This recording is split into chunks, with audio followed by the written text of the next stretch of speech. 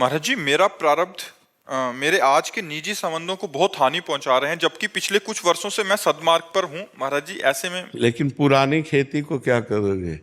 ये तो नई खेती है। आप जो अच्छे आचरण कर रहे हो ये अभी कर रहे हो, लेकिन जब शरीर बनाया गया था तो उस समय जो प्रारब्ध बनाया गया कि इतने वर्ष में ये होगा, इतने वर्ष में, पूरे जीवन का बना हुआ है। सुख और दुख ये दोनों बने हुए हैं। अब आज जो हम कर रहे हैं क्रियमाण है। जो हमारी गोदाम जमा उसे संचित कहते हैं, और उस गोदाम से जो निकाल कर शरीर की रचना की गई उसे प्रारब्ध कहते हैं।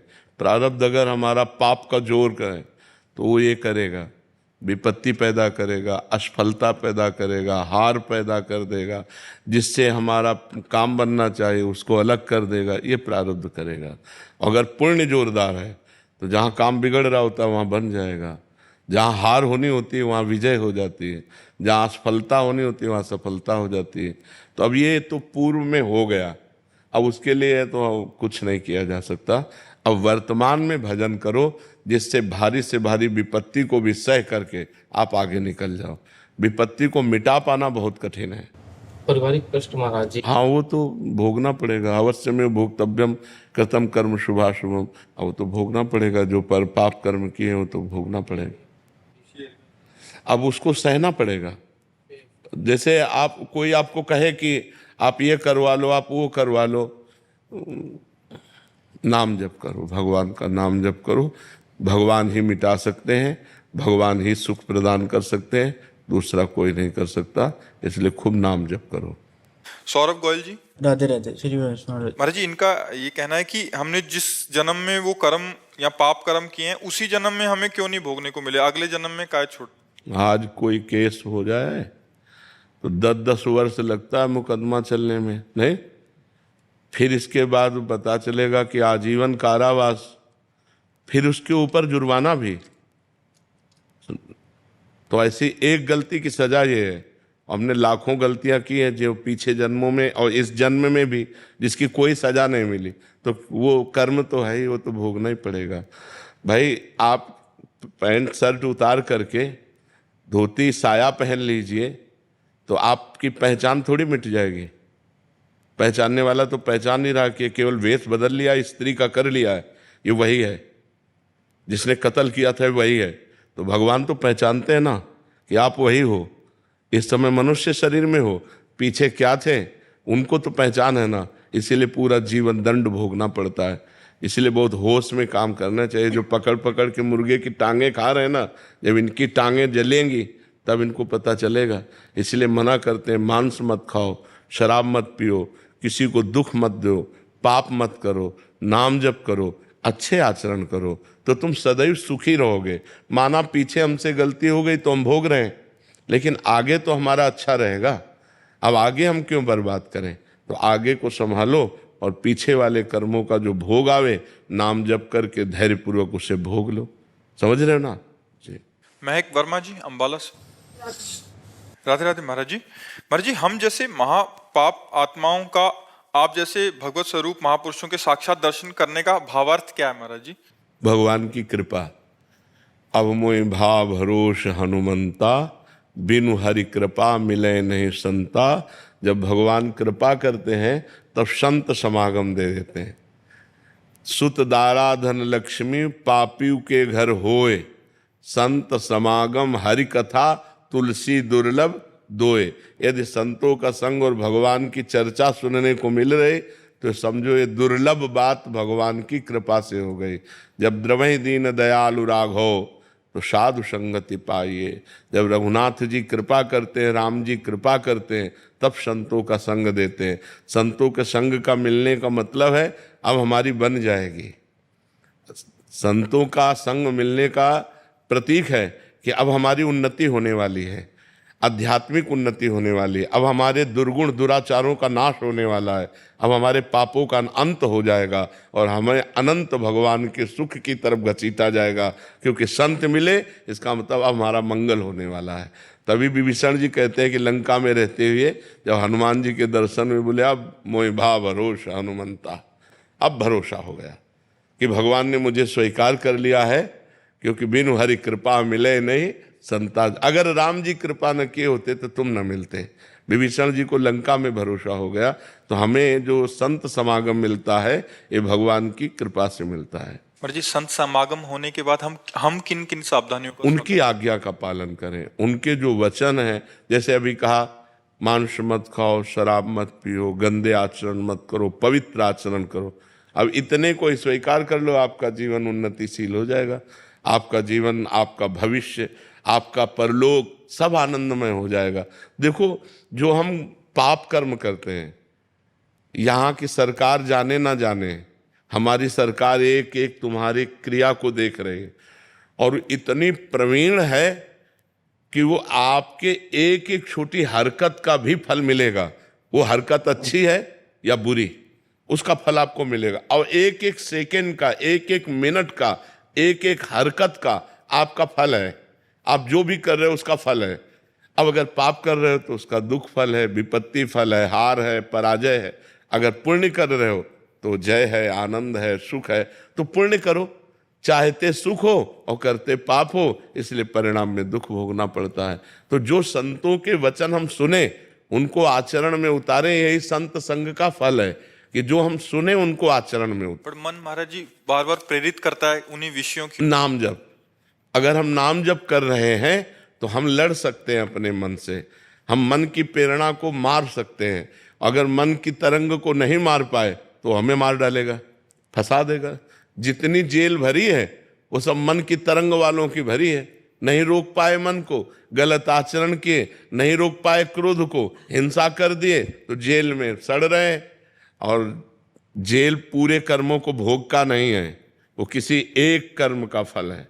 पूरे कर्मों का भोग बड़ी जेल है, नरक, वहां भोगना पड़ेगा। इसलिए पाप कर्म तो करो मती, खूब अच्छे कर्म करो, नाम जप करो, दूसरों को सुख पहुंचाओ जिससे तुम्हें आनंद की, माता पिता की सेवा करो, बुजुर्गों की सेवा करो जिससे तुम्हें आनंद मिले, सुख मिले। यश मदान जी, राधे राधे। राधे राधे महाराज जी। महाराज जी, क्या भगवान से ऊपर भी कोई है? अगर नहीं है तो कर्मों को भोगना ही क्यों पड़ता है महाराज जी? जन्म लेना ही क्यों पड़ता है? क्यों?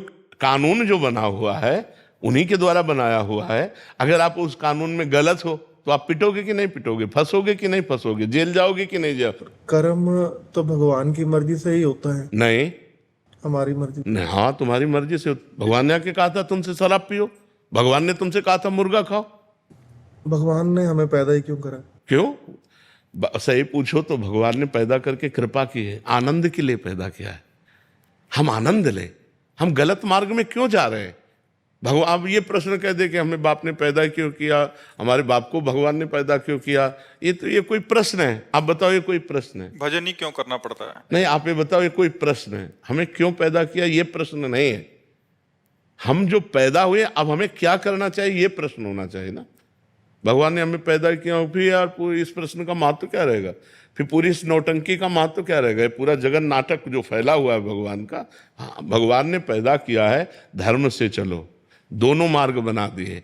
जैसे दिन है, रात है, अच्छा है, बुरा है। अब आप बुरे मार्ग में जाओगे तो बुरा फल मिलेगा, अच्छे मार्ग में जाओ तो अच्छा फल मिलेगा। लेकिन वो भगवान तुम्हें बहुत प्यार करते हैं।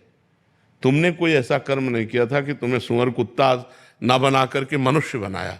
ये उनकी कृपा है। अब हम उनकी कृपा का दुरुपयोग करके गंदे आचरण करेंगे तो फिर हमारे दुष्परिणाम तो आएगा ही आएगा, नहीं आएगा? और सही पूछो तो भगवान ने तुम्हें पैदा नहीं किया, भगवान खुद तुम बने हैं। तुम कौन हो? भगवान का अंश हो ना, लेकिन उसको तो नहीं जानते ना। इतने बड़े शरीर में वो है, लेकिन तुम दर्पण देख के इसी को मैं मान रहे हो, उस अंश को तो कभी देखा नहीं।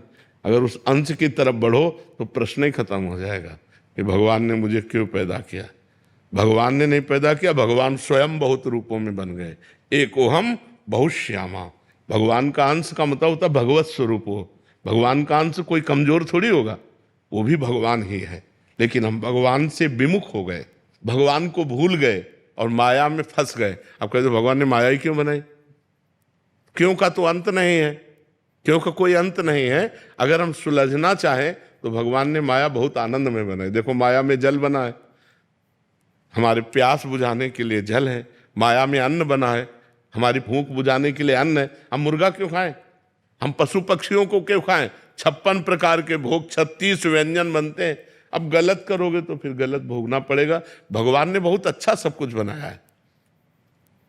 अगर घर में शौचालय ना हो तो वो घर पूरा अधूरा माना जाएगा? नहीं माना जाएगा। पूरा घर तभी है जब रसोई भी है और शौचालय भी है। ऐसे ही भगवान ने बुरा और अच्छा सब कुछ बनाया है, लेकिन आप बुरे मार्ग में जाओगे तो बुरा फल मिलेगा, अच्छे मार्ग में जाओगे तो अच्छा फल मिलेगा। कर्म करने की आपको स्वतंत्रता है। कर्म करने के लिए भगवान ने आपको परतंत्र नहीं बनाया, आप स्वतंत्र हैं। कर्म करके भोगने के लिए परतंत्र हो। यदि आपने पाप कर्म किया तो अब ना चाहो तो भी भोगना पड़ेगा।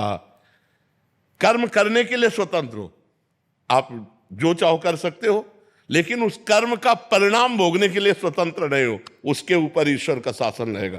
तुमने ये गलत किया तो उसको तुम्हें भोगना पड़ेगा। आप संसार में देखो, स्वतंत्र हो कि नहीं, जो चाहो कर सकते हो, लेकिन जो कर दिया अब उसका परिणाम तुम्हें भोगना। तुमने क्यों छेड़ा? अब छेड़ा तो उसका परिणाम तुम्हें भोगना पड़ेगा। तो इसलिए हम कर्म सावधानी पूर्वक करें, ये चिंता न करें कि भगवान ने हमें क्यों जन्म दिया। भगवान ने हमें जन्म दिया है आनंद के लिए। हम आनंद के, भगवान आनंद समुद्र है ना, तो आनंद लेने के लिए। लेकिन हम गलत मार्गों में आनंद ढूंढ रहे हैं, शराब में आनंद ढूंढ रहे हैं, पराई माता बहनों में आनंद ढूंढ रहे हैं, हम मांस खाने में आनंद ढूंढ रहे हैं, हम गंदे आचरणों में, हिंसा में आनंद। ये दुर्गति का कार्य है। समझ पा रहे हैं आप? स्नेहिल गुप्ता जी ऑस्ट्रेलिया से। राधे राधे महाराज जी, आपके चरणों में कोटि कोटि प्रणाम। महाराज जी, सच्ची भक्ति क्या है और ये कैसे प्राप्त की जा सकती है? भगवान में निरंतर स्थिति रहना, मन और बुद्धि की सच्ची भक्ति है। अर्थात अखंड भजन, तन्मया स्थिति सच्ची भक्ति का स्वरूप है। तदर्पिता अखिलाचारिता तद्स्मरणेन परम व्याकुलतेति। समस्त आचरण भगवान के अनुकूल हो और भगवान का तनिक विस्मरण होने पर ऐसी व्याकुलता हो जैसे मछली को पानी से अलग कर दे तो वो तड़पने लगती है। ऐसे हम परम व्याकुलते थे। त्रिभुवन की राजलक्ष्मी देने पर भी जो आधे पल के लिए भी भगवान का विस्मरण न करे वो सच्चा भक्त है। एक क्षण भी भगवान का भजन न छूटे, ये सच्ची भक्ति का स्वरूप है। और इस भक्ति को प्राप्त करने के लिए संतों का संग करे, संतों की आज्ञा का पालन करे, शास्त्रों का स्वाध्याय करे, पाप आचरण ना करे, भगवान की लीला कथा सुने, भगवान का नाम जप करे, भगवान की मूर्ति विराजमान करके सेवा करे। इससे भक्ति की प्राप्ति हो जाएगी। गौरव शर्मा जी। राधे महाराज, जय श्री राम। राधे राधे महाराज जी। महाराज जी, आपके एकांतिक में सुना था कि मन के द्वारा संतों से बात कर सकते हैं, तो मन बहुत खुश हुआ कि आपसे बात हो सकती है। महाराज जी, हमें वो पद्धति बताइए जिससे हर समय। पहले आप हमें मन दीजिए, हमारा मन और आपका मन एक हो जाए तभी तो बात होगी। ऐसे बात हो जाएगी? ब्लूटूथ सिस्टम होता है ना, मोबाइल में होता है ना अभी कनेक्शन ही नहीं तो पहुंचे तो कैसे पहुंचे? अभी कनेक्शन ही नहीं ना, कनेक्शन हो तब तो पहुंचे ना। आपके मन का कनेक्शन हमारे मन से हो जाए, हमारे मन का कनेक्शन आपके मन से हो जाए, तो यहाँ जो स्फुरित होगा वो आप में आ जाएगा, आप जो स्फुरित करेंगे वो यहाँ आ जाएगा। इस कोटि का प्रेम तो बड़ा दुर्लभ है। किसी संत से, किसी गुरुदेव से ऐसा प्रेम हो जाए कि हम अपना मन उनको दे दें। हमारी कोई रुचि नहीं, हमारी कोई इच्छा नहीं, हमारी कोई चाह नहीं, हर समय उनकी आज्ञा के अनुसार चल रहे हैं। मन गुरुदेव को समर्पित कर दिया, तन गुरुदेव को समर्पित कर दिया। अब उनके मन में जो चलेगा वो हमारे मन में आ जाएगा, जो हमारे मन में होगा वो गुरुदेव के मन में चला जाएगा। इस कोटि का समर्पण होने की बात है। हमने कई बार देखा, एक हमारी सेवा में थे, रसोई सेवा में, वो हमें बना के पवाते थे। अब हम ऊपर से सोचते आ रहे हैं कि अगर आज श्री जी के लिए ये बनाते तो अच्छा था। नीचे उतर के आए, हम कहा श्री जी का भोग क्या बनाया है? बोले ये बनाया, वही जो हम सोच रहे थे। एक बार नहीं, सैकड़ों बार ऐसा, पर उसका कोई नहीं, किसी से संपर्क नहीं, सीधे राधा वल्लभ जी जाना, भजन करना और बस चुपचाप हमारी सेवा में। तो जो हम सोच रहे हैं वही उसके मन में आ रहा है। पूरा समर्पण होने पर ही ऐसा हो सकता है। जब तक पूरा समर्पण हो जाए तो गुरु की कोई छोटी सी वस्तु भी आसपास हो तो तुम्हें पता चल जाएगी। गुरु के मन की तो बात जाने दो। अमीर खुसरो जी पूरे समर्पित महापुरुष थे। उनके गुरुजी दिल्ली आए हुए थे तो किसी गरीब ने सुना कि बहुत सिद्ध फकीर हैं, अगर ये कृपा करें तो धन मिल जाए, क्योंकि गरीबी में धन की आवश्यकता होती है। बेटी का ब्याह था तो वो गए, उन्होंने दंडवत की और कहा बाबा बेटी का ब्याह है, कोई कृपा कर दो। तो उनका परसों आना टाल दिया कि अब बाबा के पास क्या रखा है, संत सिद्ध हैं तो उनके पास रुपया थोड़ी रखा है। परसों फिर आए, बाबा वो बेटी का ब्याह है, आपने कहा था परसों आना। तो उनका ले जा, हमारी पादुका ले जा। लकड़ी की पादुका थी, कहा पादुका ले जा। अब कोई सोने से थोड़ी मड़ी थी। अब उसने विचार किया मुझे तो धन चाहिए था, बाबा ने पादुका दे दिया, पादुका से क्या होगा, पर संत ने दिया है, कहा ले जा पादुका, अपने घर ले जा। तो अब माथे पे रख लिया और लिए जा रहे थे। 13 ऊंटों में असरफियां आदि लिए हुए अमीर खुसरो जी रत्नों के व्यापारी थे, वो आ रहे थे। उनका हमारे गुरुदेव की कोई वस्तु है आसपास। अब जो निकले बस वो ऐसे, जो वो खुला पादुका माथे पे रख, उनका ये कहाँ से पादुका लाए? तो बोले बाबा ने, गुरुदेव ने पादुका दी, मुझे दोगे? तो उनका मुझे पादुका की जरूरत थोड़ी थी, मुझे तो रुपए की जरूरत थी, बेटी का ब्याह था। बोले 13 ऊंटों में सरफियां लदी हुई हैं, ले जाओ, नौकरों सहित ले जाओ, हमें पादुका दे दो। अरे उन्होंने तुरंत पादुका दी, पादुका सर पे रखा, लौट के वो गए और कहा गुरुदेव पादुका वापस ले आया। बोले कितने की? बोले 13 ऊंटों की असरफियों से। तो उनका सस्ता सौदा किया। तो गुरुदेव की पादुका की गंध आ रही थी अमीर खुसरो की, मेरे गुरुदेव की, मेरे मालिक की कोई वस्तु है।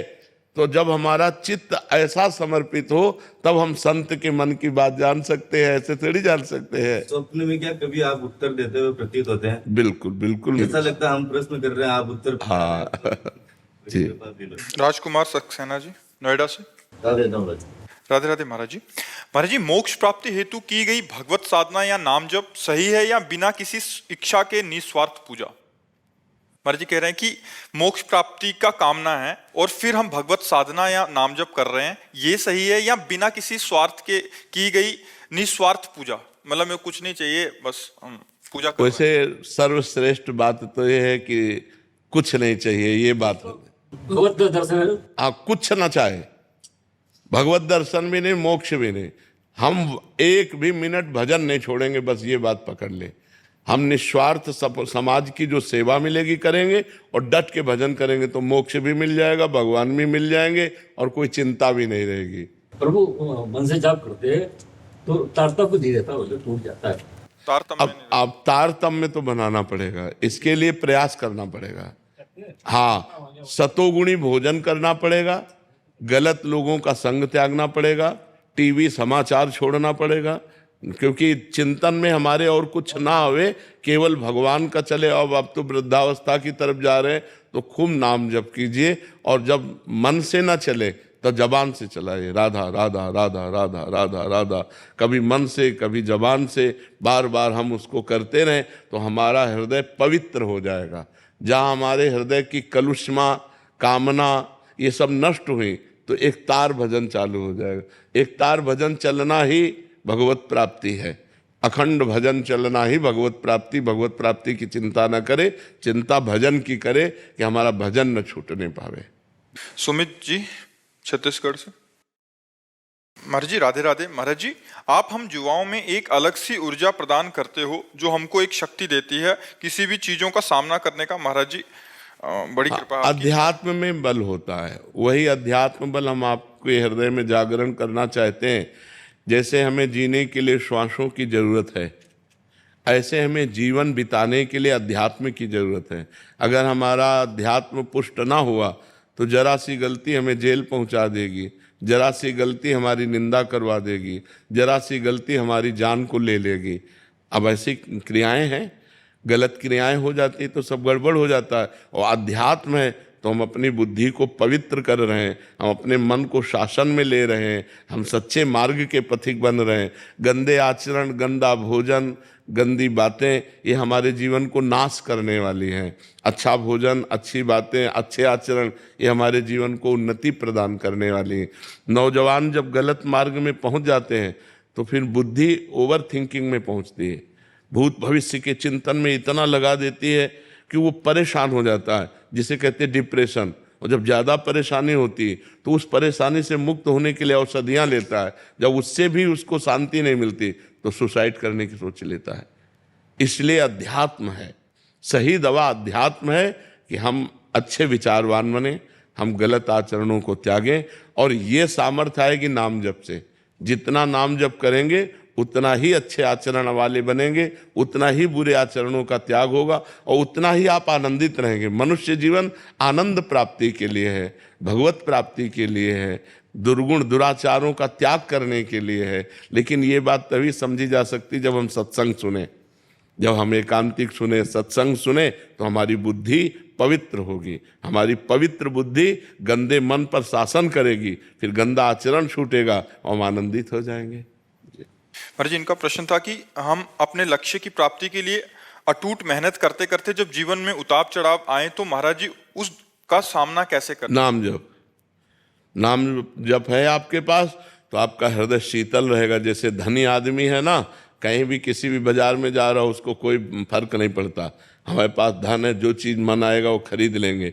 ऐसे ही हमारे पास नाम जप है, हम बहुत मेहनत कर रहे हैं लेकिन असफलता प्राप्त हो रही पूर्व के प्रारब्ध से। कोई बात नहीं, एक जगह असफल होंगे तो एक जगह भगवान सफल करा देंगे। हमें भरोसा रहता है भगवान का, इसलिए हम हारते नहीं हैं। तो नाम जप करते हुए भगवान का दृढ़ भरोसा रखने वाला बड़ी से बड़ी विपत्ति, बड़े से बड़े संकट को पार कर सकता है। इसलिए अध्यात्म को पकड़ो, नाम जप पकड़ो। भगवत मार्ग के जो सद्गुण हैं वो नाम जप से अपने आप प्रकाशित हो जाते हैं। खूब नाम जप करो। भारती जी जम्मू से, राधे राधे। महाराज जी, भगवत कृपा कैसे होती है?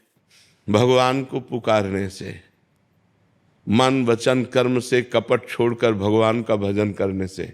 मन क्रम वचन छाण चतुराई, भजत कृपा करी है रघुराई।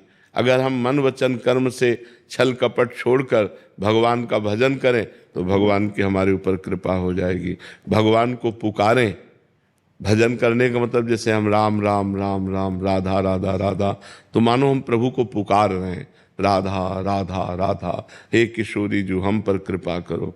आप अपनी कृपा से, मैं इस संसार समुद्र में डूब रहा हूँ, आप हमारा उद्धार करो। हे लाडली जू, हमें ऐसी सामर्थ्य दो कि हम आपका निरंतर भजन करें। हे प्रभु, हमें ऐसी कृपा करो हम दूसरों का उपकार करें, हम दूसरों को सुख दे सकें, हम किसी को दुखी ना देखें। जब दुखी देखें तो उसके दुख निवृत्ति के लिए हमें सामर्थ्य दो, हमें वो बल दो कि प्रभु हम परोपकार कर सके। ऐसे प्रार्थना करो, कृपा हो जाएगी जी। साधना बल जोर का या आश्रय बल जोर? दोनों दोनों। आश्रय लेकर के अगर साधना न करो तो आश्रय नहीं माना जाएगा। साधना करते हुए भगवान की आश्रय वृत्ति, दोनों जरूरी है। जैसे एक पंछी आकाश में जब उड़ता है तो उसके दो पंख होते हैं, अगर वो पंछी दो में एक पंख टूट जाए तो फिर वो यात्रा नहीं तय कर सकता। तो भगवान का भरोसा मतलब आश्रय और साधना।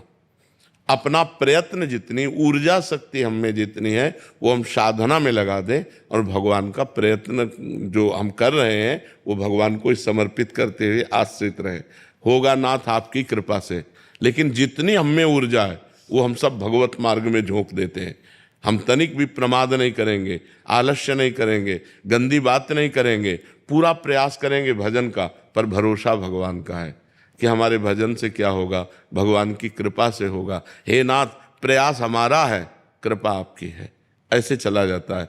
नहीं तो अगर हम कह दें कि केवल आश्रय से ही काम हो जाएगा, पर रात दिन फिर जो हमारे अंदर ऊर्जा शक्ति है वो हमें गलत आचरणों में ले जाएगी ना। तो हमको सच्चे आचरणों की साधना करनी है और भरोसा भगवान का रखना है। समझ रहे ना?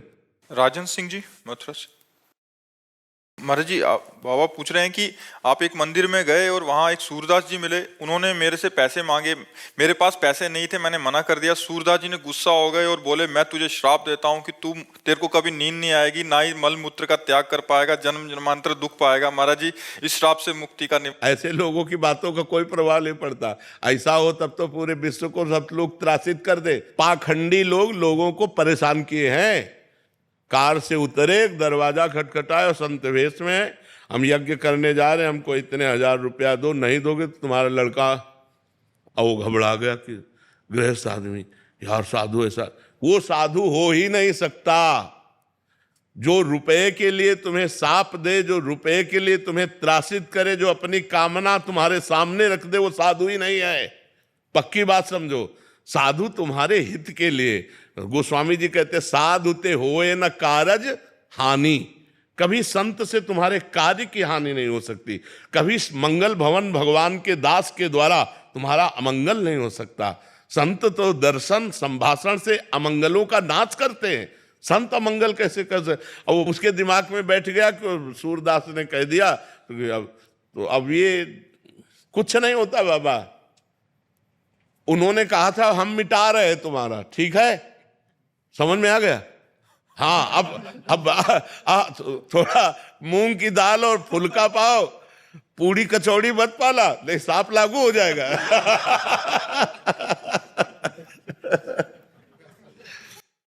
सुनील जी, राधा वल्लभ शेरवंश महाराज जी, आपके चरणों में कोटि कोटि नमन। महाराज जी, हम श्री जी के प्रति समर्पित हैं, इसका कैसे पता चले? हमारी कहीं ममता नहीं रह जाएगी जब हमारा समर्पण हो जाएगा।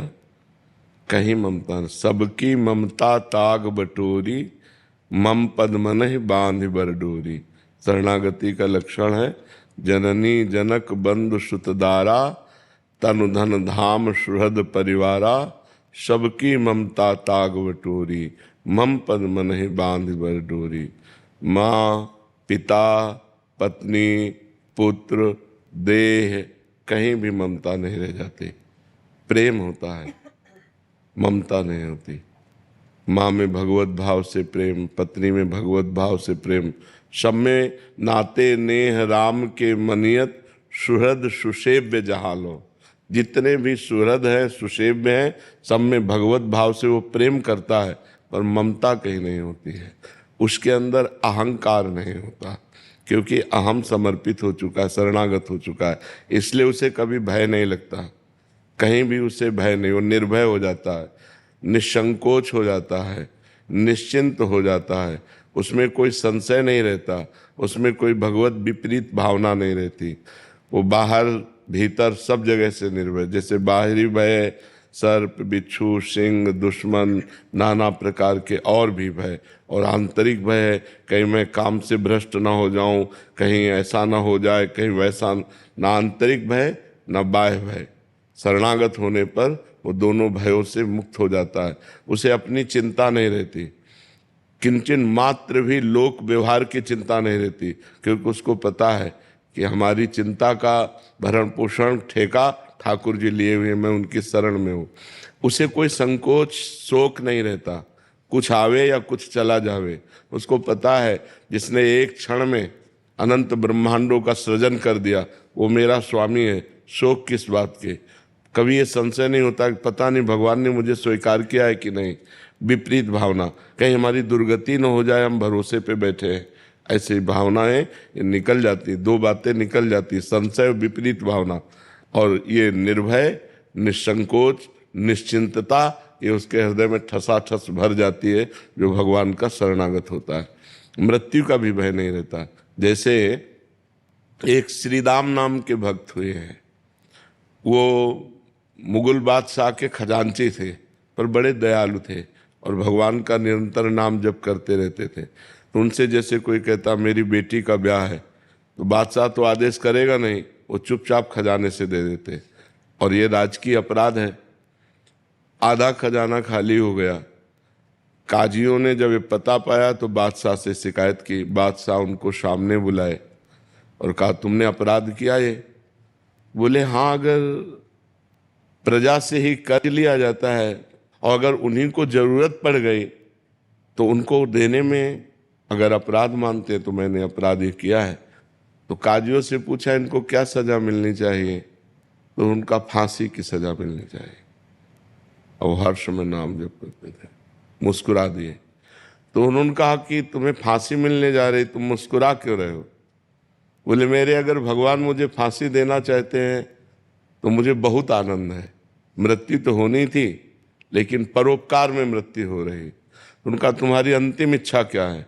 तो विट्ठल भगवान महाराष्ट्र में जो है ना, वो उनके इष्ट थे, उनका एक बार दर्शन करा दीजिए विट्ठल भगवान के। तो सामने गए और कहा आप राजी हो? अगर आप राजी हो तो हम राजी हैं। जोई जोई प्यारो करे सोई मोहि भावे। आप जिसमें राजी हो उसमें मैं राजी हूं। इधर ये विट्ठल भगवान के दर्शन करने गए, उधर विट्ठल भगवान पहुंच गए। 14 वर्ष की अवस्था, नव किशोर स्वरूप और एक पीताम्बर की झोली में रत्नों का ढेर। बादशाह के आगे ऐसे रत्न फेंके और कहा देख तेरे पूरे खजाने की कीमत एक रत्न में नहीं होगी, ऐसे ये दिव्य रत्न है, रख ले अपने खजाने में, तेरे खजाने की ये शोभा बढ़ाएंगे। तो उनका हो कौन? तो उनका मैं नौकर हूँ उनका श्रीदाम का। वह श्रीदाम तो हमारे यहाँ नौकरी करता है। बोले वो मालिक हमारे ऐसे ही हैं, हमारी बात समझ नहीं रहे, मैं उनका नौकर हूँ और तेरे पास संपत्ति क्या है? कुछ नहीं, एक हीरे के बराबर तेरे पास संपत्ति नहीं, रख ले हीरे। बोले तुम्हारा नाम क्या है? बोले बिट्ठू। विट्ठल भगवान थे, बोले बिट्ठू नाम। और बोले तुरंत हुक्म कर कि मेरे मालिक को फांसी से मुक्त किया जाए। तुरंत घोड़े दौड़ाए और वो उधर आदेश देने लगे, इधर भगवान अंतर्ध्यान हो। अब वो रूप माधुरी, वो बोलने की कला, और उसका तो हृदय छिन गया था। जब श्रीराम को सामने बुलाया तो उनका एक बार अपने नौकर से मिला दो बस। तो उनका हम तो आपके नौकर हैं, हमारा कौन नौकर है? उनका नहीं, वो कह रहा था बिट्ठू नाम है और श्याम रंग का था। बस उनके आंसू आने लगे कि अरे ये मेरे प्रभु की लीला थी। तो उनको भय नहीं लगा। प्रहलाद जी को इतना कष्ट दिया गया लेकिन उनको भय नहीं लगा। क्यों? उनको पता है मेरा हरि रखवाला है। प्रहलाद जी को था हजारों हाथों से मेरे को ऐसे भगवान गोद मिले हैं, इसलिए मुझे कोई कष्ट नहीं हो रहा। तो भक्त निर्भय हो जाता है, निश्चिंत हो जाता है, निशोक हो जाता है। उसे भगवान जिसकी रक्षा करते उसे भय कैसे हो सकता है? सूरदास जी ने एक पद में लिखा था, उसका अर्थ था कि एक कबूतर वृक्ष में बैठा हुआ था, बाज ने ऊपर से देखा और पूरा निशाना तय कर लिया। इधर नीचे बहेलिए ने कबूतर को देखा तो धनुष बाण से निशाना, कबूतर ऊपर की तरफ उड़े तो बाज खा जाए, नीचे की तरफ देखा तो बहेलिया निशाना लगाए। उसको पूर्व जन्म के संस्कार से भगवान की याद आ गई कि नाथ ऐसी भी परिस्थिति, अब हमें बचने का कोई उपाय नहीं। ऊपर उड़ता हूं तो बाज खा जाता है और नीचे उड़ता हूं तो बहेलिया मार देगा। ऐसे में केवल आप बचा सकते हो। भगवान का जे ध्यान किया तो जहां बहेलिया खड़ा था, धनुष बाण बिल्कुल कबूतर की तरफ ताने, वहीं काला सर्प निकला, उसे डसा। जो ही डसा तो ऐसे हुआ, तीर छूटा तो सीधे बाज के लगा, दोनों मर गए, कबूतर निश्चिंत हो गया। तो भगवान बचा रहे हैं जब, तो भक्त को कभी भय नहीं होता और कभी चिंता नहीं होती। देखो सुदामा जी के 2-2 दिन 4-4 दिन खाने को नहीं था, और जब मालिक की कृपा हुई तो सुदामापुरी बन गई। जैसे द्वारिकापुरी वैसे सुदामापुरी। तो भक्त को कभी शोक नहीं होता, कभी चिंता नहीं होती, कभी भय नहीं होता। वो भगवान की शरण में निश्चिंत, निर्भय, निशोक रहता है। समझ पा रहे हैं आप? हाँ, भगवान एकदम निश्चिंत, मस्त एकदम। और ऐसा नहीं कि विपरीत परिस्थितियों में भी मस्त, अनुकूल परिस्थिति में तो सब मस्ती दिखाते हैं। जब विपत्ति हो, प्रतिकूलता हो, तिरस्कार हो, संसार में कोई साथ ना दे रहा हो, तब मस्ती हो तो जानो भगवान की शरणागति की मस्ती है। जी। लवीना बत्रा जी जयपुर से। महाराज जी, इनका प्रश्न है कि राधे राधे। बट शरणागत हुआ कैसे जाता है? क्या किसी विशेष स्तुति के उच्चारण से शरणागत हुआ जाता है? हाँ, शरणागत की 4 बातें हैं। पहला है आज्ञा पालन। किसी संत प्रथम भगत संतन कर संगा, किसी संत महापुरुष का आश्रय ले लो। उनको अपना आदर्श बनाओ। पहले सत्संग करे और सत्संग से पहले खूब अच्छी तरह जांच ले कि दंभ पाखंड नौटंकी नाटक तो नहीं है, रुपया कमाने के लिए पाखंड तो नहीं किया जा रहा है। अगर ये समझ में आ जाए भगवान की प्रेरणा से कि इनके आदेश उपदेश से हमारा जीवन पवित्र हो जाएगा, भगवान के चरणों में शरणागति हो जाएगी, तो प्रथम भगति संतन कर संगा, पहले संतों का संग करे और उनके बात को मानने की अपने अंदर प्रबल श्रद्धा रखे। पहले है आज्ञा पालन, दूसरा है संकेत के अनुसार चलना, तीसरा है रुचि में रुचि मिला करके चलना और चौथा है सब में भगवत भाव करना। इससे शरणागति हो जाती है। हम किसी संत की आज्ञा पर चले, उनके संकेत के अनुसार चले और उनकी रुचि में रुचि मिलाकर चले और सारे जगत को भगवान के भाव में देखें कि सिय राम मैं सब जग जानी, करो प्रणाम जोरि जुग पानी, सब में भगवान विराजमान। अब पहली बात, आज्ञा पालन की सामर्थ्य कहाँ से आएगी? भगवान का नाम जप करने से। जितना भगवान का नाम जप करोगे उतने संत और शास्त्र की आज्ञा पालन करने की सामर्थ्य आएगी। किसी भी संत की आज्ञा का पालन यदि आपने अक्षरशः कर लिया तो देवर्षि नारद जी कहते हैं महत्संगस्तु दुर्लभ हो, महापुरुषों का संग मिलना दुर्लभ है। फिर लिखा है अगम्यो, निर्वाह कर पाना कठिन है। यदि उनकी आज्ञा का पालन कर ले गए तो अगला शब्द लिखा अमोघश्च, निश्चित भगवत प्राप्ति हो जाएगी। तो भगवान के प्रेमी जनों का संग, उनकी आज्ञा का पालन, आज्ञा पालन करने के लिए निरंतर नाम जप और परोपकार की भावना, सब में भगवत भाव, इसी से शरणागत हो जाएगी। शरणागति अंदर से बस कि मैं भगवान का हूँ, भगवान के सिवा हमारा कोई नहीं। जैसे मीरा जी कहते हैं मेरे तो गिरधर गोपाल दूसरो न कोई। शरणागति का मतलब होता है हर बात भगवान से कहना, भगवान के चिंतन में रहना, भगवान का नाम जप करना, भगवान के प्रेमी संतों की आज्ञा के अनुसार चलना। क्योंकि बिना गाइड के रास्ता तय नहीं होता। जो हमें रास्ता मालूम ही नहीं है तो हमें उस रास्ते का गाइड तो चाहिए। तो भगवत मार्ग के गाइड होते हैं सिद्ध महापुरुष, जो भगवान को प्राप्त होते हैं या भगवान की प्राप्ति में तन्मयता कर रहे हैं, अच्छे साधक और सिद्ध। आजकल जो है भगवान के मार्ग को भी एक मतलब साधन बना लिया गया है अपने जीने खाने का, जबकि भगवान लोक परलोक सबका भरण पोषण करने के लिए स्वयं ठेका लेते हैं। यदि हम निष्काम भाव से भगवान की भक्ति करें, अगर हम सही ढंग से चलें तो लोक परलोक का सारा वैभव अपने आप प्राप्त हो जाएगा। दंभ करने की जरूरत नहीं, नाटक करने की जरूरत नहीं। भगवान ने कहा अनन्यस चिंतयन्तो माम ये जनाः पर्युपासते तेषां नित्याभियुक्तानां योगक्षेमं वाम्यहम्। तुम केवल मेरा अनन्य चिंतन करो, जो जन मेरा अनन्य चिंतन करता है उसके योगक्षेम का वहन मैं करता हूँ। और जब भगवान करता होंगे योगक्षेम का वहन तो कमी क्या रह जाएगी? आनंद ही आनंद रहेगा, हृदय भी आनंदित रहेगा और बाहर भी सुख सुविधा रहेगी। तो हमें लगता है भगवान के मार्ग में कपट, चतुराई, छल, दंभ ये करने की तो जरूरत ही नहीं। महालक्ष्मी पति प्रभु हैं, जिस दिन कृपा कर देंगे मारा वैभव घूमेगा। इसलिए ईमानदारी से भगवान के मार्ग में चलने के लिए किसी सिद्ध संत या अच्छे साधक, तो प्रथम भगति संतन कर संगा, दूसरी रतिमम कथा प्रसंगा। भगवान के लीला चरित्रों का खूब गायन करे और खूब श्रवण करे। श्री गोस्वामी तुलसीदास जी कह रहे गुरुपद पंकज सेवा तीसरी भक्त अमान, मान रहित होकर गुरु चरणारविंद की सेवा और चौथी भगत मम गुण करे कपट तज गान।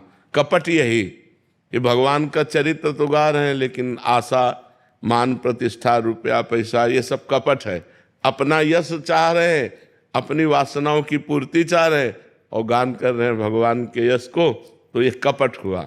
भगवान की भक्ति के लिए, भगवान की कथा, भगवान की प्रीता के लिए। तो चौथी भगत मम गुण गन करे कपट तज गान। मंत्र जाप मम दृढ़ विश्वासा, पंचम भगत सुवेद प्रकाशा। पांचवी भक्ति बता रहे हैं कि खूब निरंतर नाम जप, मंत्र जप, विश्वास के साथ किसी से काम हो जाएगा। मंत्र जाप मम दृढ़ विश्वास, मेरे ऊपर दृढ़ विश्वास और मेरे मंत्र और मेरे नाम का जप। पंचम भगत सुवेद प्र, छठदम शील विरत बहुकर्मा, निरत निरंतर सज्जन धर्मा।